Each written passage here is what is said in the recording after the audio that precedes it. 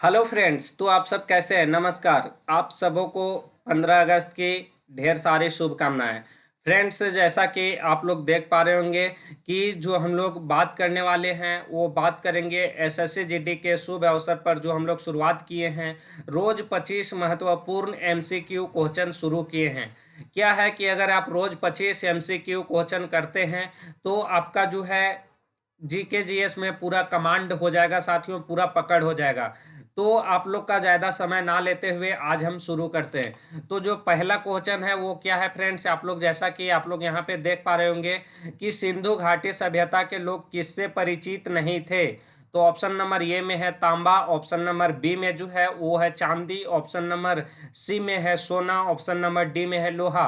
तो इस प्रश्न का जो सही उत्तर होगा ऑप्शन नंबर डी होगा, क्योंकि सिंधु घाटी सभ्यता के लोग जो थे वो लोहा से परिचित नहीं थे।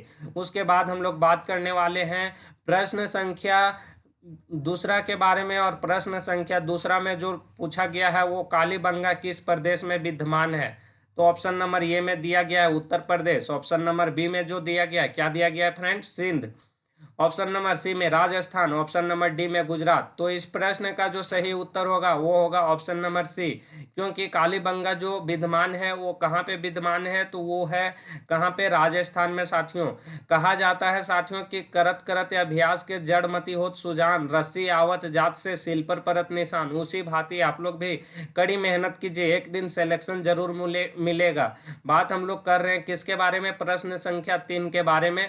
जैसा कि आप लोग यहाँ पे देख पा रहे होंगे कि सिंधु घाटी के लोग किस पेड़ का पूजा करते थे। ऑप्शन नंबर ए में है नीम का पेड़, ऑप्शन नंबर बी में पीपल का पेड़, ऑप्शन नंबर सी में बरगद का पेड़, ऑप्शन नंबर डी में जो है वो सागौन का पेड़। तो इस प्रश्न का जो सही उत्तर होगा फ्रेंड्स ऑप्शन नंबर बी होगा, क्योंकि सिंधु घाटी सभ्यता के लोग जो थे वो पीपल का पेड़ पूजा किया करते थे। उसके बाद बात करेंगे हम लोग प्रश्न संख्या 4 के बारे में।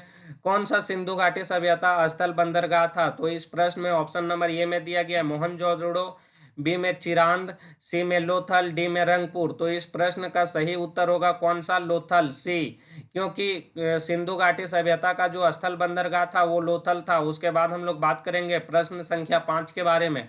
भारतीय और यूनानी कला के अभिलक्षणों के समन्वित करने वाले शैली का क्या नाम है।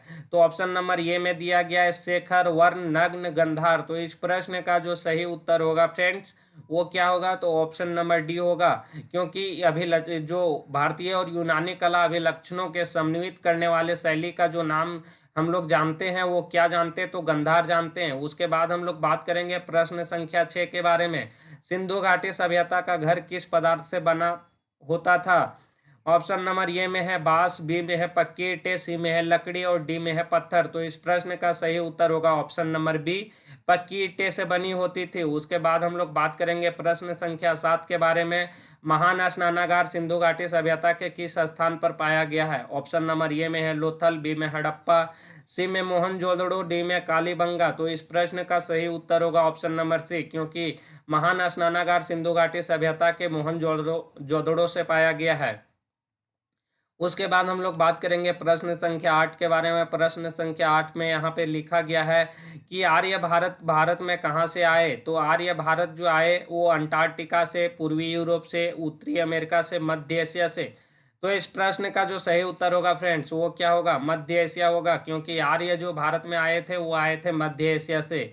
तो उसके बाद हम लोग बात करेंगे प्रश्न संख्या 9 के बारे में। सबसे पुराना वेद कौन सा माना जाता है। तो ऑप्शन नंबर ए में है ऋग्वेद, ऑप्शन नंबर बी में सामवेद, ऑप्शन नंबर डी में है यजुर्वेद। उसके बाद ऑप्शन नंबर सी में है यजुर्वेद और डी में जो है वो है अथर्ववेद। तो इस प्रश्न का सही उत्तर होगा ऑप्शन नंबर ए, क्योंकि सबसे पुराना जो वेद माना जाता है वो कौन सा माना जाता है, ऋग्वेद। उसके बाद हम लोग बात करेंगे प्रश्न संख्या 10 के बारे में। इनमें से किस फसल का ज्ञान वैदिक काल के लोगों में नहीं था। तो ऑप्शन नंबर ए में है जौ, ऑप्शन नंबर बी में है गेहूं, ऑप्शन नंबर सी में है चावल, ऑप्शन नंबर डी में जो है वो है तंबाकू। तो इस प्रश्न का सही उत्तर होगा ऑप्शन नंबर डी, क्योंकि जो वैदिक काल के लोगों की तंबाकू की फसल के बारे में जानकारी प्राप्त नहीं थी। तो ऑप्शन नंबर डी सही उत्तर होगा। उसके बाद हम लोग बात करेंगे प्रश्न संख्या 11 के बारे में। निम्न में से कौन सा जैन त्रिरत्न नहीं है। तो उसमें आप लोग ऑप्शन नंबर ए में दिया गया है सम्यक विश्वास, सम्यक पूजा, सम्यक ज्ञान और सम्यक दर्शन। तो इस प्रश्न का सही उत्तर होगा वो होगा सम्यक पूजा, क्योंकि जैन त्रिरत्न में सम्यक पूजा नहीं है। उसके बाद हम लोग बात करेंगे प्रश्न संख्या 12 के बारे में, वेद कितने हैं। तो वेद का प्रकार जो है वो कितने हैं संख्या, तो 4, 8, 9, 10। तो इस प्रश्न का सही उत्तर होगा ऑप्शन नंबर ए, क्योंकि जो वेद की संख्या है वो कितने हैं, वो है 4। उसके बाद हम लोग बात करेंगे प्रश्न संख्या 13 के बारे में, और 13 में दिया गया है कि निम्न में से कौन सा वेद नहीं है, ऋग्वेद, यजुर्वेद, उपनिषद की अथर्ववेद। तो ऑप्शन नंबर सी इस प्रश्न का सही उत्तर होगा, क्योंकि उपनिषद जो है कोई वेद नहीं है। उसके बाद हम लोग बात करेंगे प्रश्न संख्या 14 के बारे में, किस वैदिक देवता की स्तुति ऋग्वेद में सबसे अधिक बार की गई है। तो वो है इंद्र। इस प्रश्न का सही उत्तर होगा ऑप्शन नंबर सी फ्रेंड्स, क्योंकि वैदिक देवता की स्तुति जो है ऋग्वेद में सबसे अधिक बार इंद्र का किया गया है। उसके बाद हम लोग बात करेंगे किसके बारे में, प्रश्न संख्या 15 के बारे में। यहाँ पे ऋग्वेद में गायत्री मंत्र किसे समर्पित है। तो ऑप्शन नंबर ए में इंद्र, ऑप्शन नंबर बी में अग्नि, ऑप्शन नंबर सी में सावित्री, ऑप्शन नंबर डी में उषा। तो इस प्रश्न की जो सही उत्तर होगा वो होगा ऑप्शन नंबर सी, क्योंकि ऋग्वेद में गायत्री मंत्र किसे समर्पित है, तो वो समर्पित है सावित्री को फ्रेंड्स। उसके बाद हम लोग बात करेंगे प्रश्न संख्या 16 के बारे में, जैन धर्म के पहले तीर्थंकर कौन थे। तो जैन धर्म के पहले तीर्थंकर थे कौन, देखते हैं। ऑप्शन नंबर ए में अरिष्ट नेमि, बी में है पार्श्वनाथ, ऑप्शन नंबर सी में अजितनाथ, ऑप्शन नंबर डी में ऋषभदेव। तो इस प्रश्न का सही उत्तर होगा ऋषभदेव, क्योंकि जैन धर्म के पहले तीर्थंकर थे ऋषभदेव। उसके बाद हम लोग बात करेंगे प्रश्न संख्या 17 के बारे में, कंबोडिया के अंकोर वाट मंदिर में किससे संबंधित चित्रकारी की गई है। तो जो कंबोडिया के अंकोर वाट मंदिर में चित्रकारी की गई है वो किसका की गई है, तो विष्णु के की गई है साथियों। यहाँ पे इस प्रश्न का सही उत्तर होगा ऑप्शन नंबर बी। उसके बाद हम लोग बात करने वाले हैं प्रश्न संख्या 18 के बारे में, अजंता की गुफाओं में किससे संबंधित कला पाई जाती है।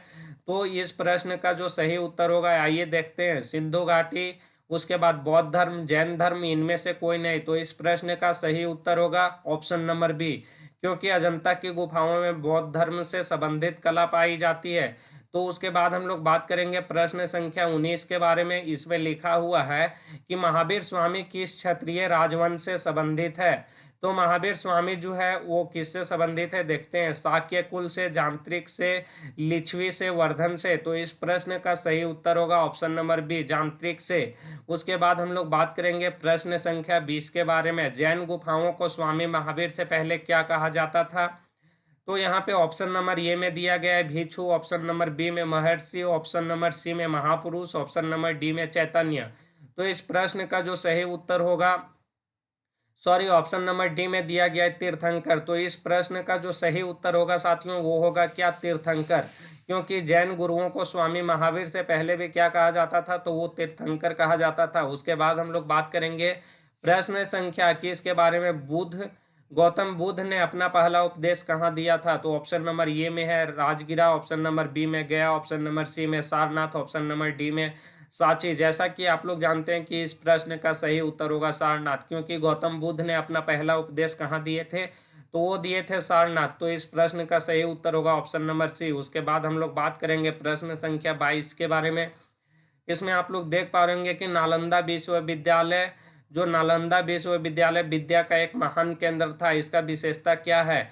तो बौद्ध धर्म में था या जैन धर्म में था, वैष्णव धर्म में था कि तंत्र में था। तो इस प्रश्न का सही उत्तर होगा ऑप्शन नंबर ए, बौद्ध धर्म में था। उसके बाद हम लोग बात करेंगे प्रश्न संख्या 23 के बारे में, निम्न में से किसका जन्म व मृत्यु वैशाख पूर्णिमा में हुआ था।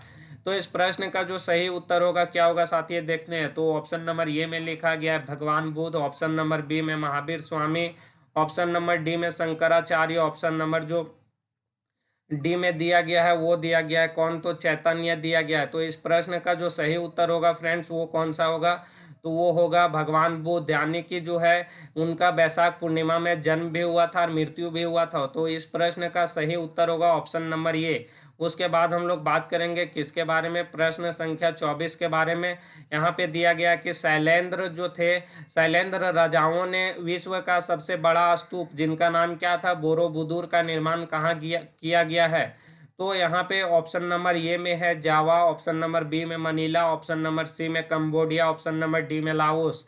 तो इस प्रश्न का जो सही उत्तर होगा ऑप्शन नंबर ए, क्योंकि शैलेंद्र राजाओं ने विश्व का सबसे बड़ा स्तूप बोरोबुदुर का निर्माण जावा में करवाया है, जो कहाँ है, जो इंडोनेशिया में है। उसके बाद हम लोग बात करेंगे आज का लास्ट प्रश्न, प्रश्न संख्या 24 के बारे में। और प्रश्न संख्या 24 में लिखा गया है कि निम्न में से सबसे पुराना राजवंश कौन सा है। तो ऑप्शन नंबर ए में मौर्य, ऑप्शन नंबर बी में पल्लव, ऑप्शन नंबर सी में चोल, ऑप्शन नंबर डी में गुप्त।